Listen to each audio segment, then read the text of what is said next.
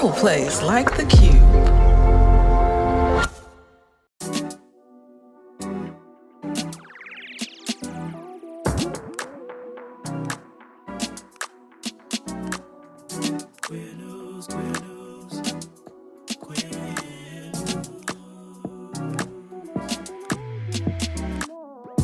Family, it's your favorite queer radio personality, Anna DeShawn, and this is Queer News, your favorite weekly news pod where race and sexuality meet politics, culture, and entertainment.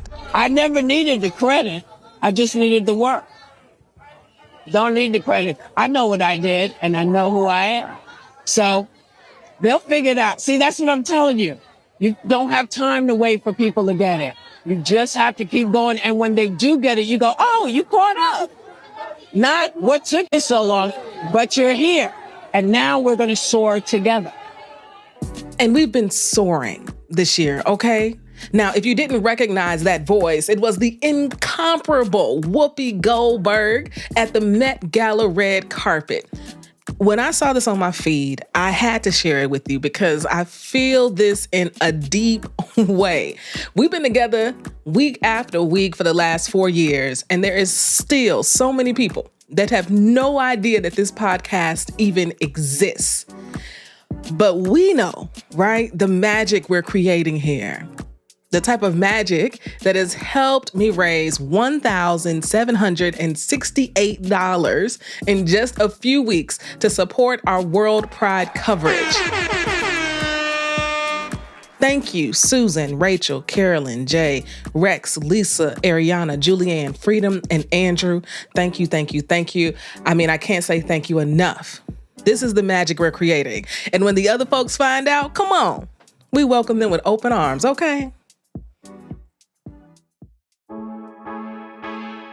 Now, family, do you have a local news story not getting enough amplification, a queer organization other folks should know about?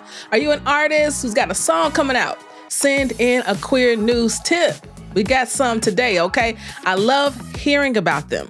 Also, please keep them coming. Info on how to submit is in the show notes. Q Crew, what is going on? Thank you for your continued commitment to help us sustain this podcast. Thank you, thank you, thank you. The Q Crew helps to cover the cost of our editor, Ryan, who I quite literally couldn't do this podcast without. So if you believe in the work we do, if you believe LGBTQ stories need to be amplified, if you love and respect how I report on the news and tell our stories, join the Q Crew. A link is in the show notes. Now for the news. In politics, Arizona's governor vetoes 3, not 1, not 2, but 3 anti-trans bills. And the Supreme Court rules with Trump to kick out trans service members. In culture and entertainment, we have a special report from our Queer News contributor, Benjamin Coy, about the Met Gala. We talk about the new inductees to the Wall of Honor at Stonewall Inn, and I share about a new art exhibit in Chicago called The First Homosexuals. Let's get into it. In politics, I'm celebrating 3 wins coming out of Arizona. Yes, you heard me, Arizona. Governor Katie Hobbs vetoed what? Not 1, not 2, but 3 anti-trans bills. One of the bills would have prevented our trans siblings from updating their gender marker on their birth certificates. The other bill would have prohibited colleges and universities in Arizona from receiving state funds if they teach anything remotely related to diversity, equity, and inclusion. And the third bill was similar to that diversity, equity, and inclusion bill, but instead of targeting higher education, this one was focused on state agencies' policies. Now, after vetoing the first bill, Governor Hobbs said this: "Today, I vetoed House Bill 2438. This bill will not lower costs, will not increase opportunity, and will not enhance security or freedom for Arizona. I encourage the legislature to focus on real issues that matter and impact people's everyday lives." That part where she says to focus on real issues that matter. Can that be echoed across the land, like across the entire country in like a massive megaphone? Can we focus on issues that really matter? Woo. It's also good for us to know that Governor Hobbs has been a long-standing comrade to the LGBTQ plus community. Earlier this year, she vetoed a bill that would have had devastating impacts on trans folks in Arizona, impacting every piece of their everyday life and essentially erasing them from Arizona. Okay? And in 2023, she signed an executive order banning conversion therapy. So we know in Arizona, they have a Republican-led House and a Republican-led Senate. So we understand that this isn't the first or last time she's going to veto an anti-trans bill, anti-diversity, equity, and inclusion bill that come across her desk. But what we do know is that she's going to veto it. What we do know is that she's going to stand in between, yes, Republican hate and inclusion and democracy. She is the in-between. And what? We are grateful for that.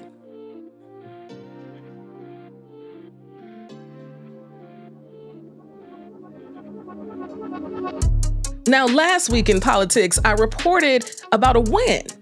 Yes, a win for our trans siblings serving in the military. The Pentagon was ordered to resume gender-affirming care after multiple court victories. It felt like a huge step forward for inclusion in the military.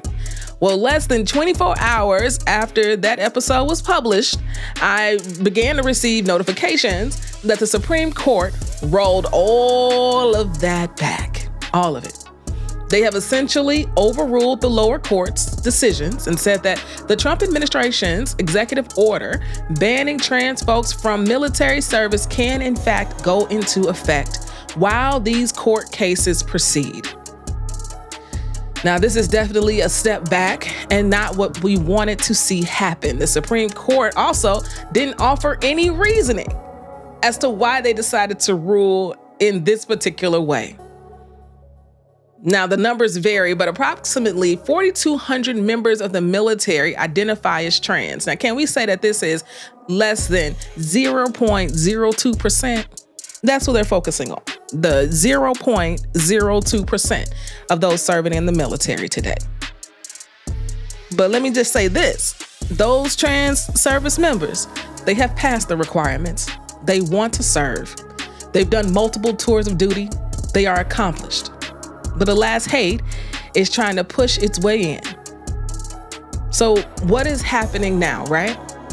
How do they proceed? Well, any openly trans service members are being kicked out of the military as I record this episode. But let me tell y'all what the government is calling this process. They're calling this process, and I quote, a voluntary separation process. Chile. Ain't none of this voluntary, but that's what they're calling it. While others have 30 days to self-identify. So if they are not openly trans, they have 30 days to self-identify. They are doing this identifying through medical records that are being submitted by the service members. Defense Secretary Pete, y'all know him, the guy who started signal chats about secret government missions, that guy, the guy that was a Fox News anchor, him. He said this, no more pronouns, no more dudes in dresses, we're done with that shit, end quote. Yeah, he actually said that at a Special Operation Forces conference in Tampa, of course, in Tampa, Florida. This is the type of pervasive hate and ignorance we're having to deal with right now in this season, okay? And you all know that I'm going to continue following this story and report the latest as it unfolds because as I've said many, many, many times on this podcast, we have a volunteer military service whose recruitment efforts have been down year after year. And we have no business kicking anybody out who actually wants to serve this country, even when this country doesn't want to see their humanity. Isn't that something? Now, family, let's take a quick break. And when we get back, let's get into some culture and entertainment. Hate is rising in Illinois, but you're not alone. Help Stop Hate is a confidential service that gives victims and witnesses the power to speak up. No judgment, just real help. When you report hate, you get support. Report hate to ilstophate.org or call 877-458-HATE, 877-458-4283. Help Illinois Stop Hate. Family, meet me at World Pride. 2025 marks the 50th anniversary of Pride celebrations in DC, and we will be celebrating the fabric of freedom. Freedom to be family, freedom to thrive, freedom to serve, freedom to celebrate, and freedom to be exactly who we are. Taking place May 17th through June 8th, there are over 100 events happening across DC. I hope to see you there. Mental health coverage is just as important as physical health coverage. In Illinois, mental health parity laws ensure that your coverage for mental health conditions and substance use disorders is not more restrictive than your coverage for physical health conditions. If your health plan has unlimited doctor visits for a condition like hypertension, then it must offer unlimited visits for a condition like depression. Learn more at getcoveredillinois.gov. Family, welcome back to the show. And now let's get into culture and entertainment. Last week, the Met Gala took place, and the looks were stunning. Our culture and entertainment contributor, Benjamin Coy, is back with a special report on the night. Benjamin, take it away. What's up, y'all? It's your boy, Benjamin Coy, your favorite fashion analyst here with your red carpet recap of the 2025 Met Gala. And baby, this year was tailored to perfection. The theme was Superfine, tailoring Black style, and let me tell you, the guests, well, most of the guests understood the assignment. This wasn't just another fashion fantasy night at the Met. It was a true celebration of Black elegance, heritage, and personal style, making this the first time Black designers' contributions to fashion were put on the global fashion stage. The dress code, tailored for you, invited everyone to interpret the theme through their own lens. Unlike previous themes, though, this year wasn't about costumes. It was about culture and about fitting legacy into every single stitch. Every first Monday in May, the Met Gala takes over New York City and the internet. But what is the Met Gala? It's not just a fashion spectacle, it's a fundraiser. Officially known as the Costume Institute Benefit, the Met Gala raises money for the Costume Institute at the Metropolitan Museum of Art in New York City. Each year, celebrities, designers, and cultural icons are invited to dress to a specific theme, celebrating the opening of the Institute's spring fashion exhibition. While the red carpet gets all the buzz, the real goal is to support fashion as an art form. According to Vanity Fair, this year's gala raised over $31 million, a $5 million increase from last year's earnings, making this the most money raised since the gala's inception. Now, if that's not Black excellence, honey, I don't know what is. Now, to truly understand this theme, you gotta understand the heart of it. Black dandyism. Historically, a Black dandy referred to exquisitely dressed Black men, often servants in the 18th century, who added their own flair to the uniforms of the elites they worked for. They dressed to match or outshine the folks they were serving, yes, but also to reclaim dignity and identity in a society built to erase it. Every cufflink, every feather, every tailored seam or vibrant color was an act of resistance and self-expression.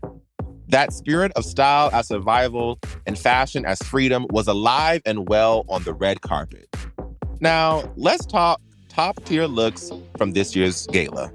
Okay, first up is my girl, Teyana Taylor, who shut it down in a custom burgundy zoot suit-inspired ensemble by Oscar Award winner Ruth E. Carter.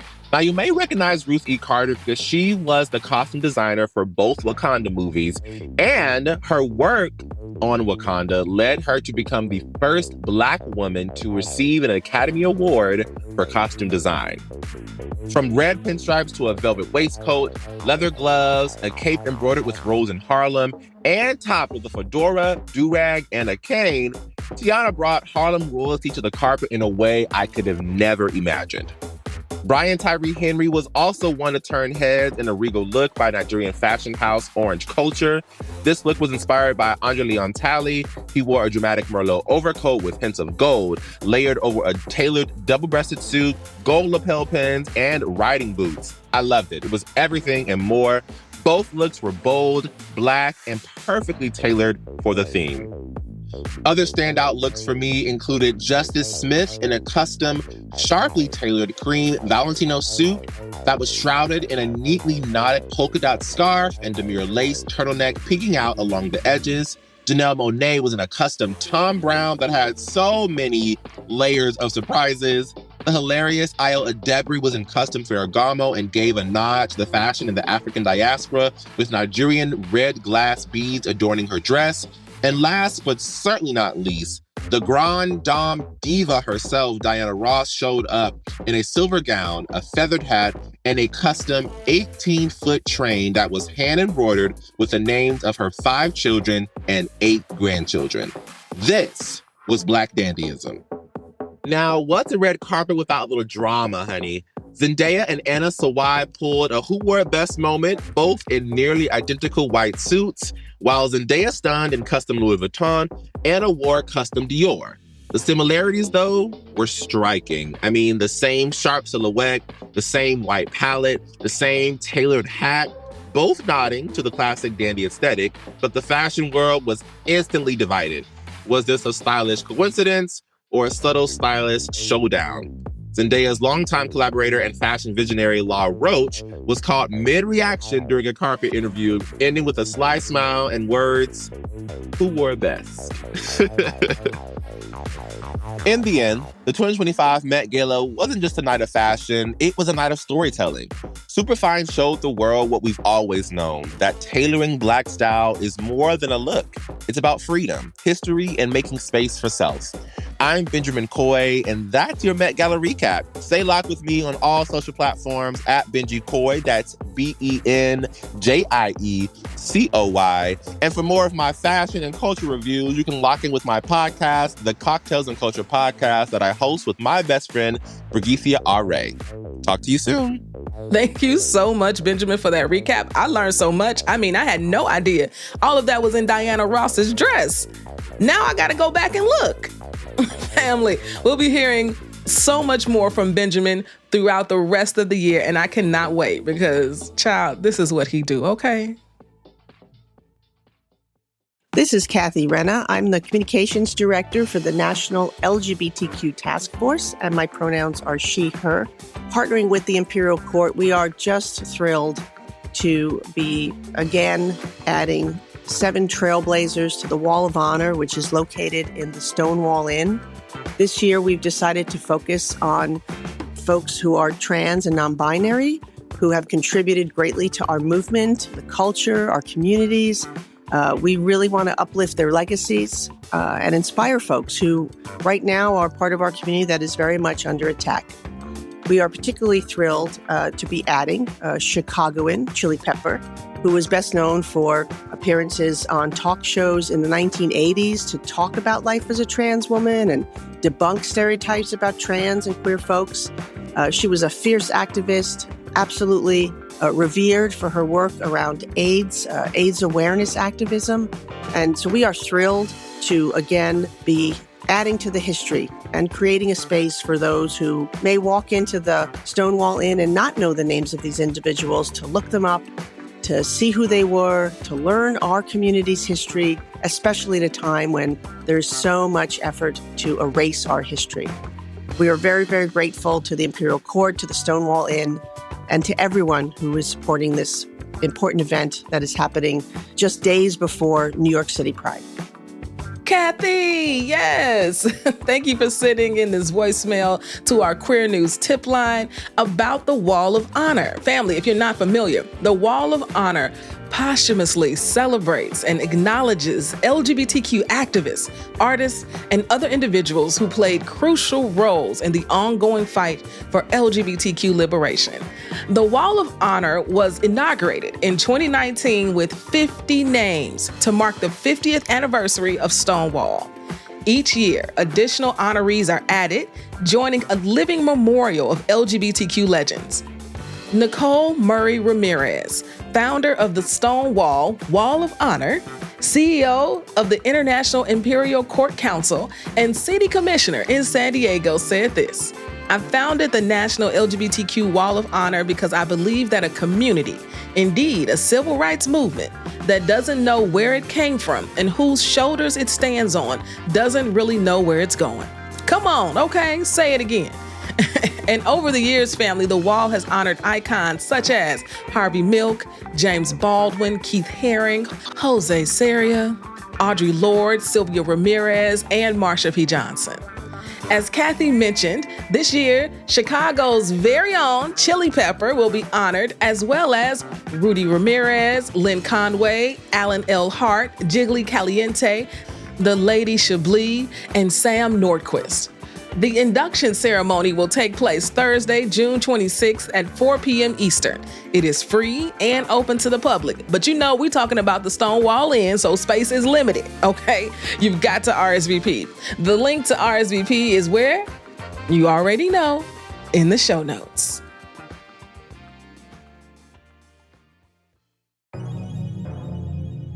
Family, for our last story today, I'd like to tell you about an art exhibit that opened here in Chicago called The First Homosexuals, The Birth of a New Identity, 1869 through 1939. This exhibit is being housed at Wrightwood 659, and I had the opportunity to attend the press preview a couple of weeks ago.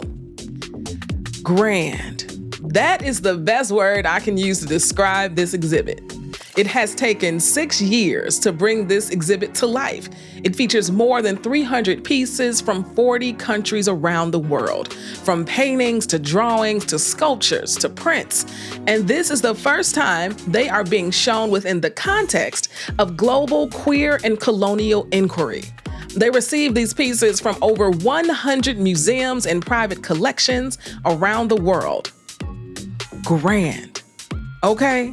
This was no easy task. They had an international team of 22 scholars led by art historian and curator Jonathan D. Katz and associate curator Johnny Willis.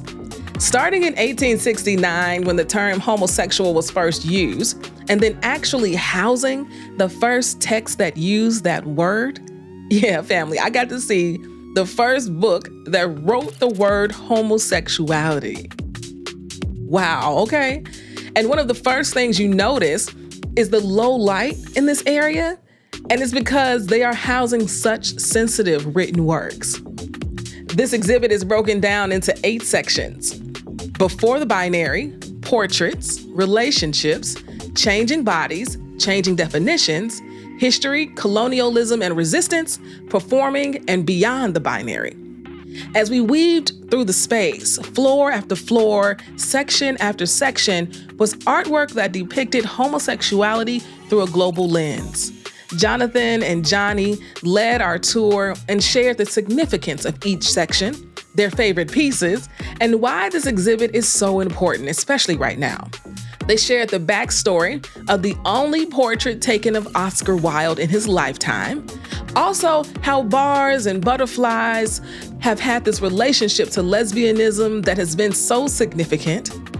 And as I walked the exhibit, taking in all of the beautiful artwork, all these depictions of queer life, I couldn't help but notice the lack of Black faces depicted throughout the exhibit.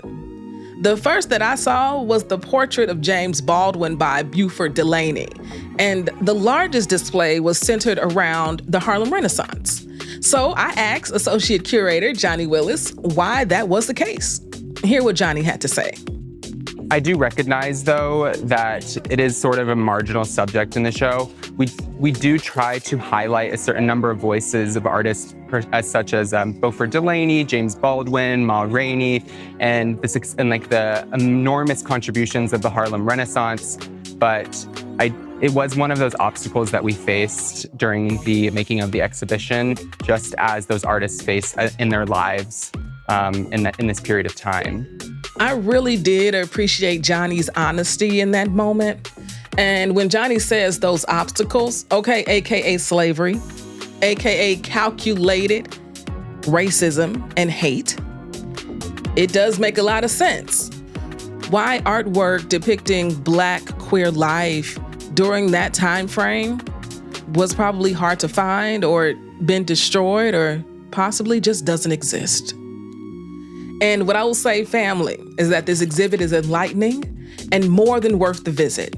It runs from May 2nd through July 26th at Wrightwood 659 in Lincoln Park. So make your way there, bring a friend, and then support this exhibit because it is all about queerness.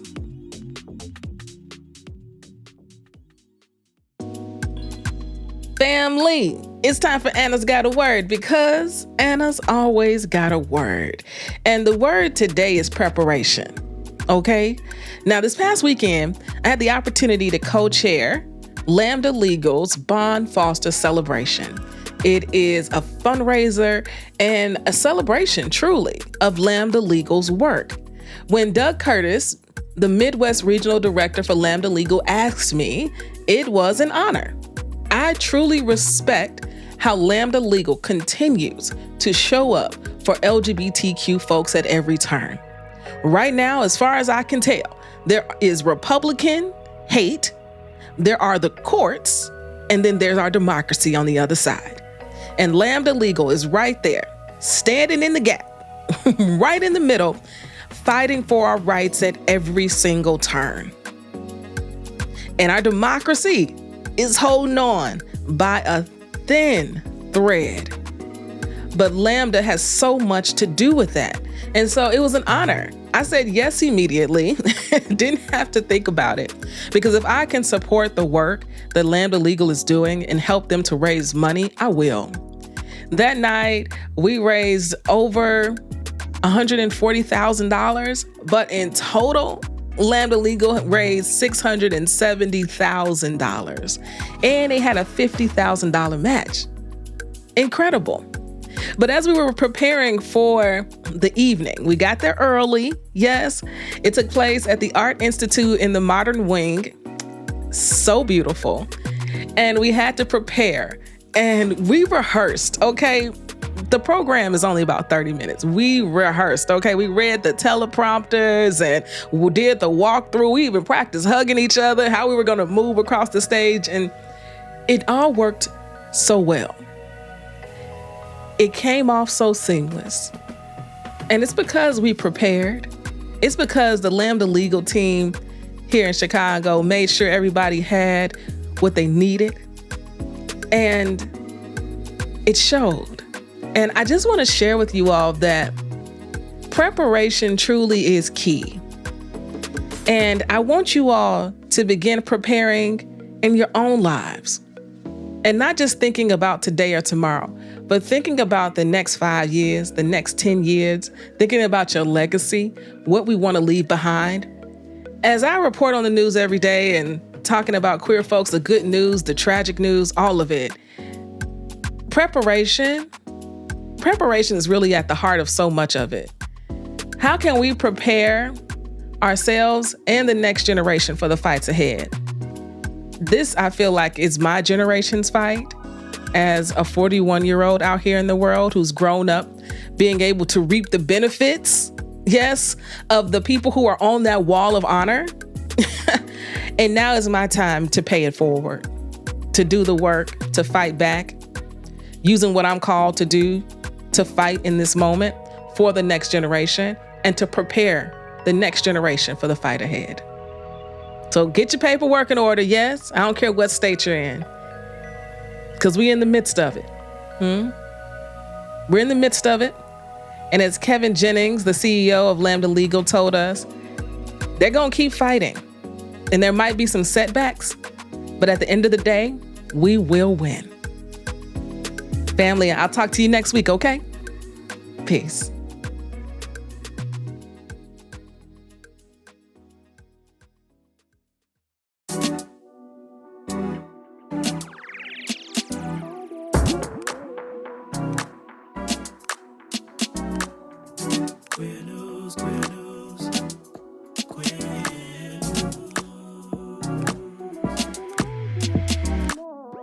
If you've enjoyed what you heard, rate and review us inside your favorite podcasting app.